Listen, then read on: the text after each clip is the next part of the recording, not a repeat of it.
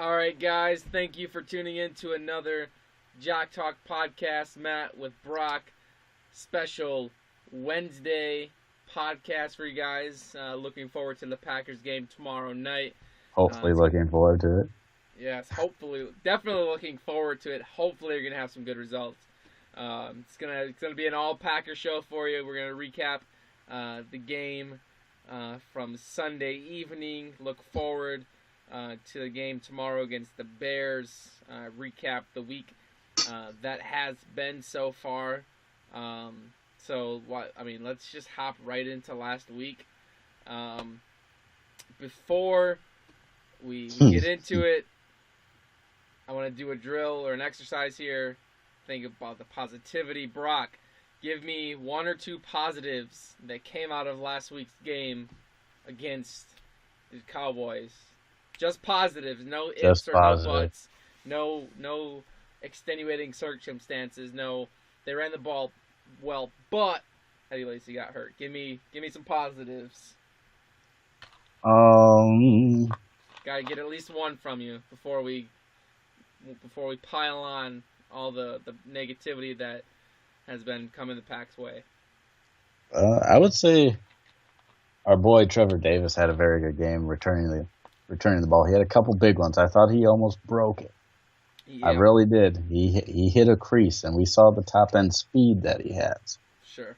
I really think he in the next couple weeks is gonna really pile on some yards for us, hopefully in the return game. That's one of the biggest concerns over the years is we don't get enough big plays on the special teams, but I think he is the guy that we needed to electrify the return game. We saw it right away with Randall Cobb when he was a rookie, and then he just became a star at the slot position. So it'd be nice to lessen the load on everybody else and have Trevor Davis give us those good returns that we hope to see for the rest of the season. Yeah. You got another one, or is that it? I would say I liked Eddie Lacy's tenacity. He played with a lot of heart. Being injured, we saw it. Everybody saw it, and he still was jumping over guys. So, I mean, for a guy who's 230 pounds, 255, jumping over guys. You see, he posted on Twitter him doing his beach body workout videos. I didn't see it. Yeah. That's about it. That's about it. Hang on, You're missing one big one. One big one. The offensive line was phenomenal. They gave Aaron plenty of time. They gave the receivers plenty of time. They running game, not so much. But I wouldn't even passing, say that. So the Packers offensive line has been really good. The run blocking has been really good. The pass blocking has been great all season. But the Cowboys. Hey. No buts. Didn't bring. I know that's why I don't think you can put the offensive line in there. The Cowboys did not bring any pressure at all game. But we're sticking positivity. I'm surprised you didn't mention this one. Who was the breakout player? Who was the Packers' best player all game? Ty Montgomery. Ty Montgomery had an absolute minus the two fumbles. He fumbled out of bounds. He fumbled out of bounds. It didn't count, but he got that ripped right out. Did he have another fumble after that one? He fumbled to end the game. Oh, well, that's trash time. Ty Montgomery still had an absolute breakout game. Didn't really do much from the backfield, but he spelled Eddie Lacy. But as a receiver, he was the Packers' most consistent option all game. Which was great to see. I think he's just going to need more and more of that. The next thing I have, it's something that happened because of the negatives, but it's not a negative. Later in the game, you saw the Packers, because of Jordy Nelson having a down game, because of Devontae Adams going out with a possible concussion, You saw more of Aberderis getting into the game. You saw more of Jeff Janis at receiver. I think that's what the Packers need to get more of. If the top guys aren't getting it done, go deep. And again, another thing that came because of a lack of running back depth, you saw a lot of 5 wide, which I think is when the Packers looked the best on Sunday with the 5 wide set.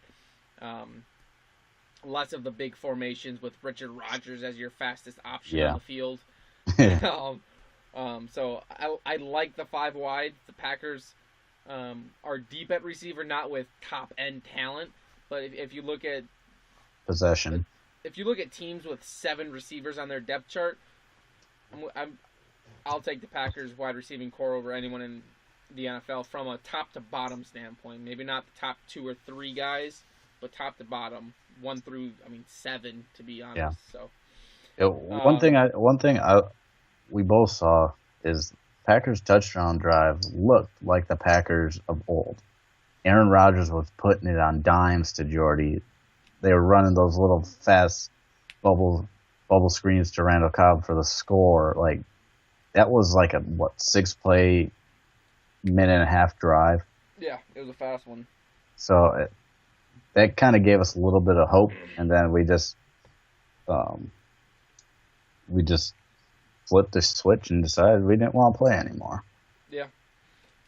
So let's go at it like this. You want to start with the offense or the defense? I mean, both had their ups, mostly downs, but I think we have to separate it between. So let's go offense or defense. Well, you see, the defense was a product of the offense because the offense put them in bad positions and injuries. That's where we just... The injuries really plagued especially the Packers secondary. The Packers secondary. Let's start with the defense. I don't necessarily agree where the defense was a product of the offense. Yes, they were on the field too much, but the Cowboys weren't going on 7-8 minute drives. They were pretty fast drives. One, Ladarius Gunter is probably getting too much flack for his performance. He's a 4th string cornerback at best. 4th string cornerback at best. So he probably had too much expectation going into the game. He had an awful game, don't get me wrong. But how many other teams' 4th string cornerbacks are going to have a not disappointing game? You expect him to not fall asleep and just lay there on the field. Hey. And I agree. We tweeted it out. He had probably the worst game out of any Packer in that entire game. Anybody this year, minus Benny Benwicker or whatever his last name is. Ryan Fitzpatrick had 6 interceptions in a game. And he's benched for Geno Smith. I'm not saying offensively, defensively. You said anybody. Defensively. The Carolina cornerback got cut because he gave up 300 yards. He was their best corner. Yeah. Got cut for giving up 300 receiving yards. Byron Maxwell down in Miami has been pretty awful. Now look at that. Byron Maxwell played shutout last week. Yeah, for 1 week out of 5, but But it was against the Steelers. It was against the Steelers. It was against the Steelers. Who, Landry Jones? No, it was Ben. Ben was out for a good chunk of that game. He was out for a drive, technically. Same difference. But you got to look at it that way. Byron Maxwell is someone who is paid like a top cornerback, who's paid like he should perform. Ladarius Gunter, was he, a rookie? I'm sure. Might as well be. Besides getting away from the point, we both agreed that he had the worst game out of any Packer. But what did we expect? For me, I knew going into the game, I thought that they were going to be able to contain Ezekiel Elliott. I thought that Dak Prescott was going to have a 300-yard plus passing game, because when you look at it, your top 3 corners out. The Packers weren't a very good pass defense when all 3 of them were healthy, which didn't happen much this year. But the Packers defense, there was one big key missing from the Packers defense, in terms of how they performed this game, that they did pretty well in the previous 4 games this year, and that's pass rush. The Packers seemed like they did not pressure Dak Prescott at all. I know that's a combination of the Cowboys running a quick throw offense and a combination of Dak Prescott just getting the ball out quick, but outside of 3 or 4 plays here or there, the Packers' defensive line and front 7 were basically shut out from a pass rushing standpoint. I think that is the main reason why the defense performed the way it did. You can't leave 2 rookie cornerbacks on an island and not generate any sort of a pass rush, especially with Ezekiel Elliott in the backfield. I didn't think that the Packers were going to allow as few yards as they had on average all season, but I didn't think he was going to rush for 130 yards again. No, it didn't look like they played with the same intensity up front. I saw on a play, I texted you. I was like, "Why did Clay stop? Clay stopped. Like, yep. he had it right around the corner, and he stopped. I saw it opening, and he stopped. Luckily, the play was batted down out of the receiver's hands. Right. But I would say our defense gave our offense plenty of times to score. We forced that fumble early, could have changed the whole dynamic of the game. Quick 3 and out. The interception. First drive. The interception that we had on Dak that put us in the red zone, was it 3 and a field goal? I thought that was the Aaron Rodgers fumble drive. Oh, probably. You like the play call. You like the play call. You like that play call. I did not. I thought it was after I texted you that, I changed my mind. I didn't mind the play call because it was too fast of a decision. It's creative. It's unique, not unique, but for the Packers, I didn't expect that coming. I did. I knew it was coming. I saw it. I was like, they're going to try this. They're going to try sneaking it right now. Sure shit. They do it. Because they split out, 3 to the right. I don't remember what the formation was, but it was 5 wide. 5 wide. Okay. I think that they might have stacked 4 on one side and 1 on the other. I'm like, they're not. There was 3 down linemen and 3 linebackers. I'm like, they're going to try to sneak it. And Aaron Rodgers did some cutback thing. God knows why. Just pile forward. You're not Michael Vick. You're not the type of quarterback to run. I get it. But he doesn't need to cut back. Get the yards. For me, this is one of those scenarios. Get Eddie in the way. For me, this is one of those scenarios where if it doesn't work, they're idiots. If it works, it's a great play call. I thought it was predictable. I thought Mike McCarthy. They've never done that before. Yes, they have never done that before, but the way it was set up, the way the play call looked, I called down like they're going to try it. They're going to try sneaking it.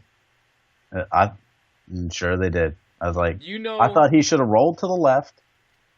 Whoever was on the left side, probably wide open. Or at least get in the end zone that way. What I want from the Packers offense, this was trending, at least in Wisconsin, at least in the Midwest on Saturday during the Ohio State Badgers game, the PV sweep. How many times did they run that play? Let's get Trevor Davis. Let's get the TD sweep. There we go. Play call. TD sweep. Just run them on. We need somebody. We have the athletes in the wide receiver core to do it. You have the Abadares. You have the Trevor Davis. You have the Ty Montgomery. Jeff Janis, Ty Montgomery, Trevor Davis. Abadares could do it. And then you can run so much just out of that. Yeah. Just out of that fake. Boom. They have to bite on it. You could even run Randall Cobb through there. You don't even got to hand it off to him. Run him through. One thing. Okay, we kind of steered off of the defense because what I said the defense gave us shots. They did. Yes. We got the ball in good field position, and we could not capitalize. I think here's a okay. Well, now we're going to offense because I think defense is fastest now. Now we're going to offense. Offense. Here's a conversation I had with one of my coworkers who is a fellow Packers fan. He's from Milwaukee. From Milwaukee, see? Now I got your attention. He must know his stuff. He said, we both agreed on this, that Aaron Rodgers is very stubborn. Yeah. And we both agree that Mike McCarthy is very stubborn. We think maybe not 100%, we're just spitballing. They're feuding right now. They are feuding. Mike McCarthy wants total control of that offense. Mike McCarthy, because he took it over, he took it back last year, and we saw it. They did all right, whatever. I think Aaron Rodgers is. This is just me being me and talking. Aaron Rodgers wants to control back, so he's gonna be like, "We're gonna run your play. We're gonna run your plays." Because have you noticed? Not many audibles, not many checkdowns. Hot routes. But we've never really we've seen the hand signals from Aaron to his receivers before. Yeah, but not necessarily changing the play. Yeah, not necessarily change the play, but hot routes, reading the defense, calling out the defense, calling out the mics, calling out the blitzers. We don't see a lot of communication from Aaron Rodgers to his offensive players like before. I don't think look back at last year. Look back at last year. Him drawing all those people offsides every single game. Well, how many times have we seen it? Aaron Rodgers was off last year too. But better than this year. He's throwing blatant interceptions. That one interception was terrible. Terrible. Yeah, I agree, but I don't agree with you and your coworker. He must be from the other side of Milwaukee. Yeah. The only reason why I don't agree with you is when you look at it, Aaron Rodgers isn't bad this year because of it's because of play calling. It's stale. It needs a revamp. But look at the Cowboys game. How many passes did he miss? Could imagine how much better his stats would look. The Packers have a better chance of winning against the Cowboys if he hits that Randall Cobb play for the touchdown. Except he overthrew him by 2 feet. He threw behind Richard Rodgers. Richard Rodgers probably should have caught the ball, but still a hard catch, which should have been an easy catch. Aaron Rodgers, for whatever reason, is severely inaccurate this season. If you look at all of the plays where if he should have hit his guy, and a combination of his receivers have dropped the ball. Jordy Nelson fumbled the ball last game. Yeah. A combination of drops. Now, there's not as many of them as last year or the year before, but it seems like so far this season they're bigger, or they're stopping them from getting on a roll, or they're just continuing to be in a slump. I'd be willing to bet that his numbers would be right up there with some of the best in the NFL if he hits the throws that he should be making. Can we possibly agree that maybe Aaron Rodgers doesn't have the confidence in his receivers because of all these drops? So he's kind of overthinking? I don't think so. Is he overthinking the plays and trying to do too much? I think that he's overthinking and trying to do too much, but not because he lacks faith in his receivers. I think he's doing it because he thinks he needs to be more perfect than he needs to be. And by that I mean, like I said, the Cowboys dropped 8 guys into coverage, 7 guys into coverage. At most, they brought 3 or 4 guys last week. Teams are starting to drop more people into cover, so I think he feels like he has to put it in an even tighter window than it really is. Is he testing his arm strength and trusting his arm too much, as we saw with Brett Favre? Brett Favre trusted his arm too much and got him in trouble. Yeah, but Aaron Rodgers, this season at least, it hasn't been him underthrowing or overthrowing ball. Well, it's been overthrowing. It's just simply been the inaccuracy. No one should question Aaron Rodgers' arm after the Arizona Cardinals game in the postseason. Still makes me almost cry to this day. The 2 Hail Marys at the end of this game, plus was it the game against the Lions where he threw the ball 60 yards in the air to Trevor Davis? So I don't think anybody this game or this year, the game against the Lions where there was like the longest pass interference.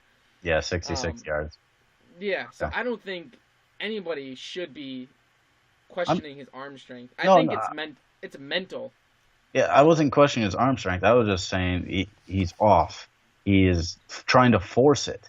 He's forcing his hand, because they're short throws. They're the 15 to 20-yard throws that he makes in his sleep, and it looks like he puts a little too much on it because they're bouncing off their hands, bounce off their chest plates. Okay, here's one question. We saw the video this summer of man hands, the Packers man hands drill, where they put their hands right on that machine, and it looked like, we're gonna catch everything this year. Where is that? Where is that? Where's that training that you guys did to train your man hands? Our hands have been shit this first 5-6 games. We've seen worse case of the oopsies, but I think a lot of people are saying, the receivers aren't getting separation, this and that. I don't think if you had to choose or list who's to blame here, 1A and 1B are Aaron Rodgers and Mike McCarthy. Aaron Rodgers can't execute the plays that are being called. Mike McCarthy probably not being creative enough or not calling the right plays. Number 3, the receivers, and like number 74, way down here, is the offensive line. The offensive line has been next to perfect this season from a pass protection standpoint. Yeah, you can't argue that our offensive line. Aaron Rodgers has barely been hit, rarely been sacked, yet his completion percentage is way down. Everything's way down for him, and it's painful to watch. We're used to seeing Aaron Rodgers torch defenses when they give him 5-6 seconds. Now it's like and I think that's a combination of teams know that. I mean, you see all the stats. Aaron Rodgers against the blitz. Aaron Rodgers against 5 or more guys coming. Unbelievable. But Aaron Rodgers against 3 guys coming. Is that why he's having 5 seconds to throw? It definitely plays a factor. But is he trying to make or score a touchdown every pass he throws? I think that's one of his things. He wants to score. He wants to get 20 yards of play. He doesn't. Yeah, but he's not that dink and dunk quarterback that we see out of a Teddy Bridgewater or other quarterbacks. That's the kind of plays they've been running. How often a game have you seen the Packers go deep? Virtually none right now. They have the personnel for it. Jeff Janis, he proved it. Trevor Davis, they drafted him because he was a fast receiver with potential. Yeah, like you said, they're calling dink and dunk plays, but Aaron doesn't want to do those. You can tell. Yeah. Aaron. I think it's a little bit of a feud between those two. I don't know that I would go that far. I think Mike McCarthy is just a stale play caller right now. Can you agree that Aaron Rodgers isn't? He seems confused by every defense right now, because he's not reading them like we're accustomed to seeing him. He's not reading the defenses how did he see this coming? I think he knows what's coming. You don't need to call out the defenses as often if they're not blitzing. Like when you're talking about calling out the mic, calling out the linebacker, you don't need to do that as much. You know that they're going to play a cover 2 with man underneath. But he calls that out no matter what. He knows, because like a lot of things that we know, he will scan the field pre-snap, scan the field, and know exactly I'm going here first. And not even question it. Now he's looking at that first. He's like, no. Second, no. Third, no. Fourth, no.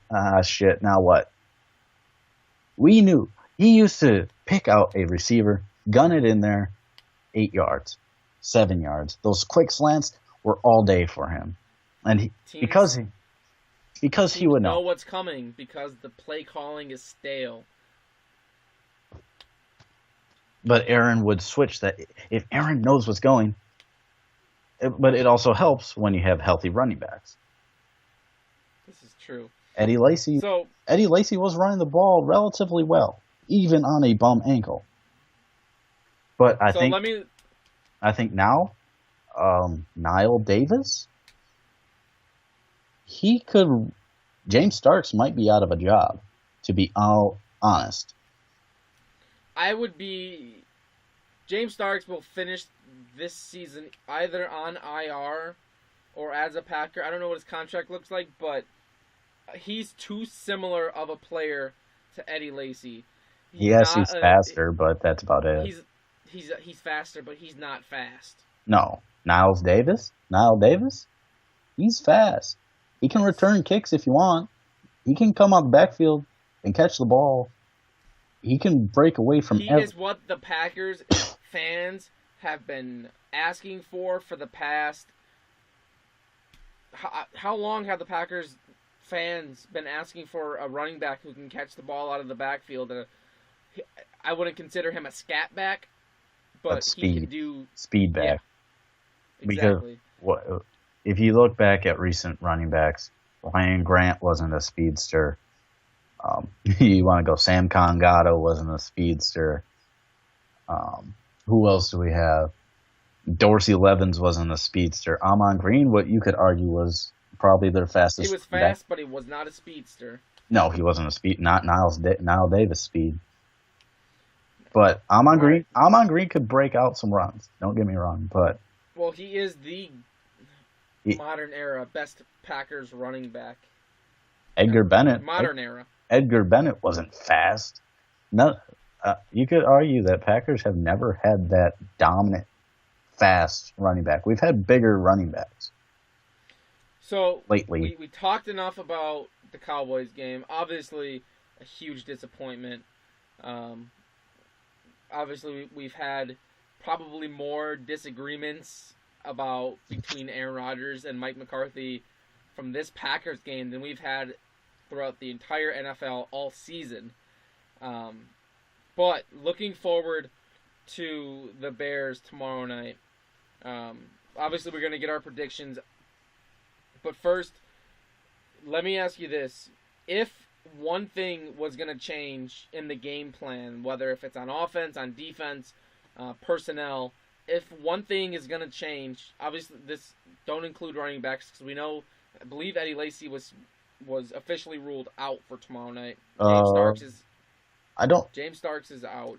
James Starks is on. They said what I saw. I think right when I got off work is Eddie Lacy needs an incredible next 24 hours to play. So it's most likely doubtful. That's what I saw. He was doubtful, but there is that slight chance he could play. Would the Packers risk it? Probably not. And they shouldn't. No, because they said that ankle injury could be weeks if he really gets injured. Yes, sounds like it's a lot worse than a sprained ankle, but just rumors as of right now. I do believe we'll if something pops up, obviously we're gonna get it on Twitter. So outside of the running backs, because we know Eddie Lacy most likely he's not gonna play. James Starks out. A couple of weeks. So outside of the running back position, because I want to ask that separately, what do you expect, again, from a game plan, from a personnel, what do you expect to change the most? Give me one or two things. The aggressiveness all around team-wise. I hope the team has a sour taste in their mouth. I think especially one of the best defensive players, arguably on the defense. We both, I think, agreed that the best defensive player on the defense is Mike Daniels right now. Yep. I think he has that sour taste in his mouth, and I think he will get that defense to play. One thing here, just quick random thing. I think the Packers should stop doing these damn commercials. These I are like the commercials. they're so stupid. The State Farm one? All of them. The one with Clay and Aaron? That's a All of great commercial. which one? And no one comes to his house, not here, not ever. Yeah. And it swings the golf club? That's fucking hilarious. Come on. The Dallas Cowboys came in there real quick and just walked right through. It's a commercial. Yeah, so maybe they should have those real speeches in real time. All I right, doubt so I doubt they do that. So you think that the defense, you said Mike Daniels is going to get him to play. Do you think they're more aggressive on the defense with, again, their top three corners most likely, again, are going to be out from reports. So do they risk being aggressive and blitzing and leaving their cornerbacks on an island, or do they drop more, do they play more of a dime or a nickel? I don't think they're going to be aggressive. Like I didn't mean like aggressive like blitzing. I meant aggressive like he's going to get in there, he's going to wreak havoc, he's going to take on those two blockers to free up Blake Martinez or Jake Ryan, who's surprisingly been playing pretty well, or Kyler Fackrell, who did not have a great game. No, he didn't. But I think I think that the defensive front will be a lot more aggressive and slamming the door on that run game, which last week played pretty well. Brian Hoyer, who is expected to start, I believe, still. Yes. Has not turned over the ball. And I believe 0 touchdown or 0 interceptions, and I believe he's had over 300 yards in 4 straight games. So, I mean, with this banged up secondary, you would like to see a little more coverage. You want to see Clinton Dix make a play finally. He's been great in the run game like always, but let's see what he did in that Seattle playoff game with 2 interceptions. Just play ball hawk over there. Let's run a cover 2. Run something different. Be a little more exotic with your pass rushes. Run stunts. Run crosses. Run whatever you got to do. Play Julius Peppers more. Ever think of that? Oh, we want him to be fresh. Fuck being fresh. Put your playmakers on your field to make plays. I think that's plain and simple. If Julius Peppers can still produce, which we've seen capable. Maybe he can't in a full-time, in a bigger position. Who knows? I'm not saying play him every down, but instead of only on third down, only on pass first, or only on the passing downs, play him for a drive. Like give him a drive off, or then play him only on third downs, or switch it up. Let Julius play more. I think that's one of the biggest things. Yes, Nick Perry and other linebackers have stepped up. Nick Perry's had a monster year so far. They have stepped up. But put your playmakers on the field, like I said. I know you want experience for your young guys, but hey, time for old Pops to come out and show the boys how it's really done. Yeah, but you don't put him in just because he's got more experience, and at the same time, you don't play the younger guys just because they're young. I think that Mike McCarthy's always been, and people will hate this, Mike McCarthy's always been if you show up in practice, you're going to get more playing time. Davante Adams has notoriously been a great practice player, even though he has the drops occasionally. He's been great as a number 3 receiver this year. I don't care what anybody says. As a number 3 receiver, Davante Adams has stepped up this year. Getting off topic. But Mike McCarthy has always been if you practice well, you're going to play. And with that, what I expect to change, and it's out of necessity, I would be surprised if the Packers didn't run between a third and a half of their plays out of an empty formation. Niall Davis, he's coming from Cincinnati, or a lot of people don't think he's going to be ready really fast, getting to know the playbook. Between Kansas City, Philadelphia, and Green Bay, they all have extremely similar offenses. Mm-hmm. Doug Peterson coming from Andy Reid Doug Peterson coming from the Packers back in the day. Very similar styles of offense. Obviously, the other two teams have a little bit more of a read option, but I expect a lot of 5 wide to take advantage of a suspect Bears secondary. Banged up. Yeah, so I expect a lot of 5 wide, and again, out of necessity, I think I think that a wide receiver is going to be the starting tailback for the Packers. Yeah. I don't think Niall Davis is the starter. I think he plays maybe 10 to 15 plays tops. Probably. Maybe return game. Maybe. Yes. Put him and Trevor Davis back there. Might as well. Right. So predictions, Brock. Predictions.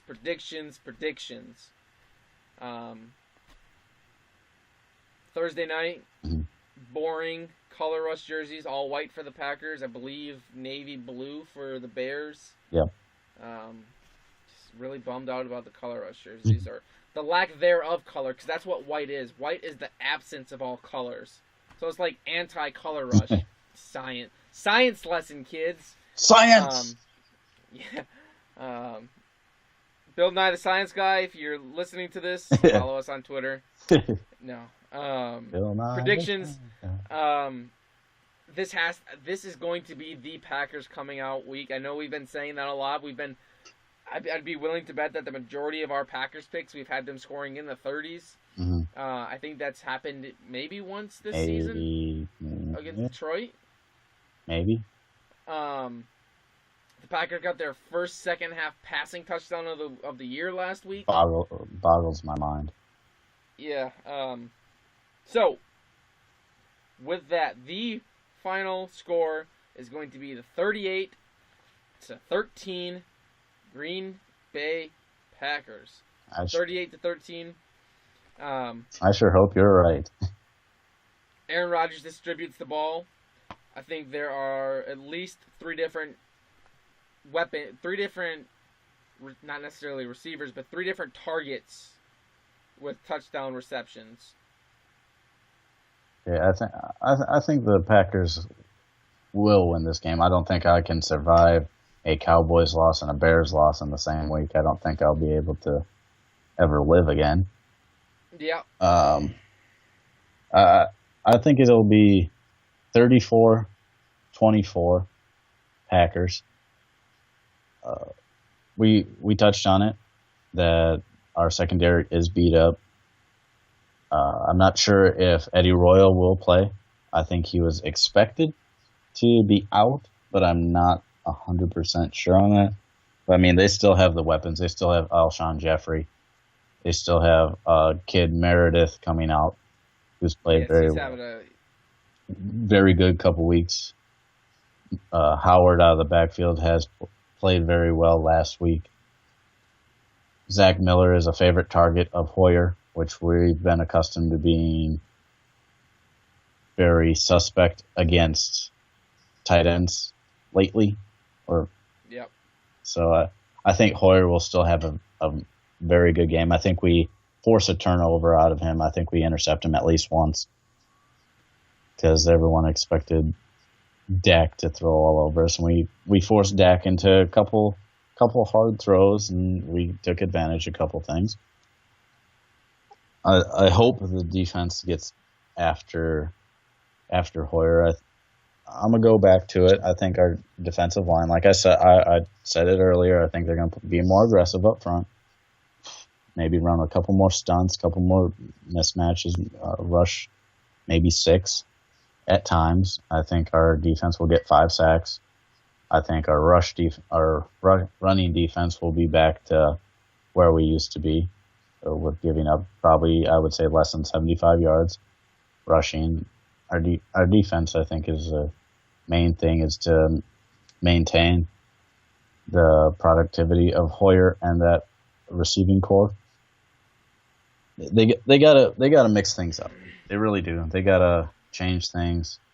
They gotta throw things out there that maybe Hoyer hasn't seen, maybe that the Bears haven't seen.